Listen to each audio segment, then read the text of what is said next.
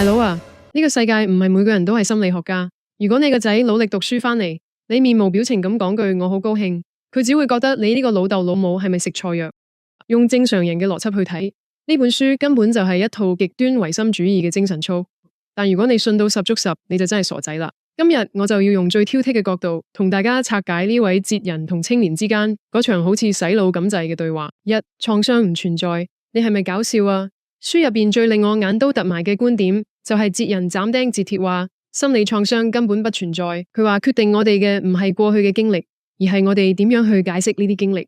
聽落好圓，好似好有道理，係咪？佢仲舉咗個例，有個後生仔因為細個俾父母虐待，所以大個咗唔敢出街，變咗隱蔽青年。正常人都會覺得呢個係因果關係，但阿德勒嘅目的論竟然話呢個後生仔係因為唔想出街呢個目的，先至特登製造出不安同恐懼呢啲情緒出嚟。呢一種講法簡直係受害者有罪論嘅最高境界。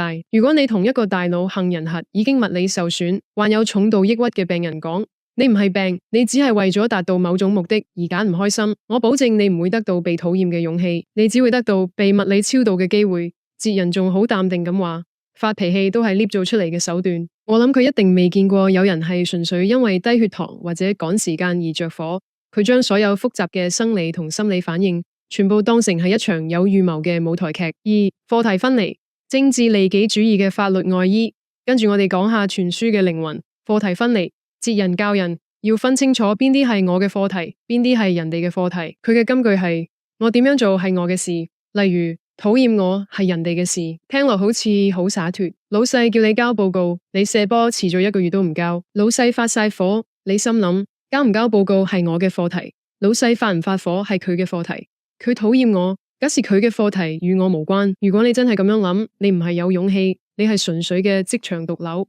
人類社會之所以能夠運作，係因為我哋有同理心、有責任感，會互相協調。如果每個人都玩課題分離，呢個世界就會變成一個由無數孤島組成嘅地獄。每個人都自私自利到一個點，仲要覺得自己好有哲學。哲人仲話，就算父母反對你嘅工作，嗰個都係父母嘅課題，你完全唔需要理。佢將人與人之間深層次嘅情感連結同責任，全部一刀切當成係干涉。呢一種做法根本就係叫大家切斷同社會嘅所有連結，自己一個人活喺個真空泡泡入邊。三、唔准讚人，又唔准鬧人。阿德勒心理學仲有一條好怪嘅規矩，不可以表揚，也不可以批評。哲人解釋話，讚人其實係一種有能力嘅人對無能力嘅人嘅向下評價，本質上係想操縱對方。佢建議我哋要建立橫向關係，唔好建立縱向關係。所以當你個仔考咗全級第一，或者你同事幫你搞掂咗一個大災難，你唔可以讚佢做得好，你只可以講多謝或者我好高興。大佬啊，呢個世界唔係每個人都係心理學家。如果你個仔努力讀書返嚟，你面無表情咁講句我好高興，佢只會覺得你呢個老豆老母係咪食錯藥？批評會傷人，我理解，但係連讚美都變成操縱，咁樣做人真係好攰。每講一句說話都要諗下係咪喺度建立縱向關係。呢種對人際互動嘅極端防備，反而令社交變得更加唔自然。四、人生只係一連串嘅點。書嘅最後，哲人提出人生唔係一條線，而係一連串稱為現在嘅點。佢話只要此時此刻跳緊舞就得，唔需要有目標，甚至話遠大嘅目標會變成人生最大嘅謊言。呢個講法好似好浪漫，好有活在當下嘅感覺。但如果人生冇咗持續性，我哋點樣積累經驗？點樣為未來打算？如果人生只係點，咁我今日借咗錢，聽日嗰個點嘅我就唔使還。呢種邏輯根本係享樂主義嘅變體。佢話人生冇目的。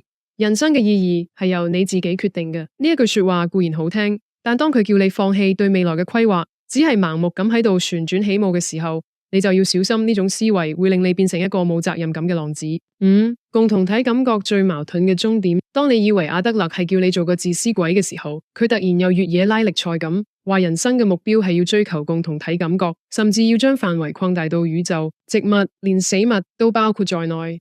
呢度真係成本書最令人黑人問號嘅地方。佢叫你唔好理人哋點睇，課題分離，唔好追求人哋認可，但轉頭又話你要對共同體有貢獻，要覺得我對某人有用先至有價值。咁即係點啊？你又要我唔好理人，又要我覺得自己對人有用？呢種分裂嘅邏輯，哲人解釋話係看不見嘅貢獻。我諗呢種貢獻真係好看不見，因為喺現實世界，如果你完全唔理人哋嘅期待，又唔接受人哋嘅評價，你根本冇可能感受到自己對人哋有貢獻。總結，勇氣定係麻醉劑？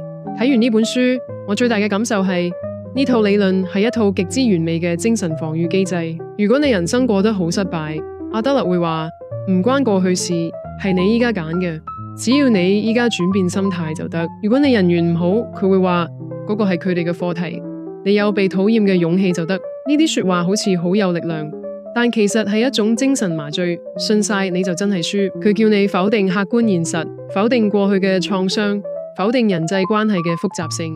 雖然書中讚譽無數，話佢係可治病嘅良藥，但我覺得佢更似係一劑重口味嘅止痛藥，止咗痛，但現實問題仲喺度。